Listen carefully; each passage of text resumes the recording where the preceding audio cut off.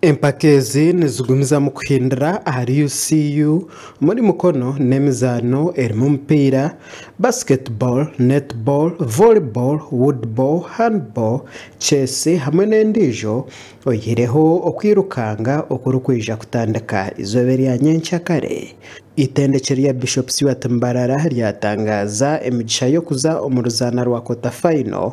umupira gw'ebigere bwa nyuma yo kugwa kikazi neya KIU hatino tebere mutahiwe okusya obubonero buna bwa nyuma yo kutandika jeno businguzi bari kusinga Rira University na Gori Biraro busha izoba irya nyuma y'abazyo.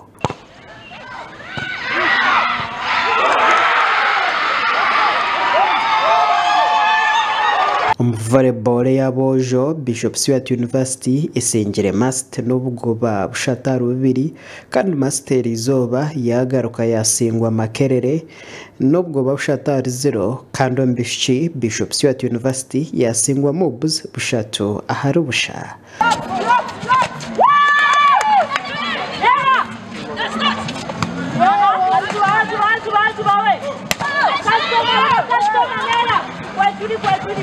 Woodball Bishop Stewart University abino mudara gwa bronze omubojo bayongera kukora kurungi aho muzan Gilbert Kigango yasengura emizano ye yona kandi David Tumwesije amusubirungi na Timothy Muhereza nabo bakoraje. Amatendekero agandi hagari Mountains of the Moon, Makerere University, abatebekanisa ba UCU, Chambogo University, Uganda Matters ziriyo nizikora kurungi omezano etari yemwe nemwe. Teams musanjweze zero mu basketball, zero mu athletics, zero mu scrabble, zero mu chess, zero mu darts, zero mu woodball,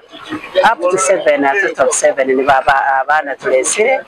kwiza representing the Mountains of the Moon University. Stewart tulesire team zina onkabazani totoro yona n'abazani kagana mushanju antima mukama abo busingizo bw'abana ba football obayo reko bani bazana. So far started very well and firejo and tinya besinye banze kuzana doubles stroke then afternoon abazo mbaje kuzana